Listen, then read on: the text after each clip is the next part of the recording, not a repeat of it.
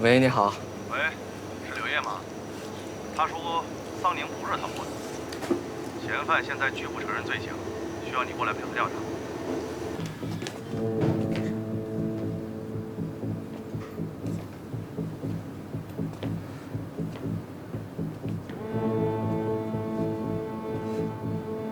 你为什么不承认？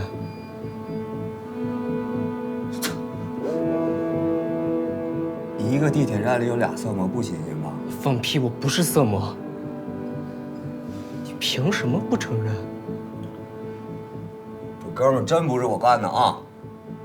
我是个老爷们儿啊，我干了我肯定承认。再说了，我不承认也不能少拘我一天，我承认了也不能多拘我一天了。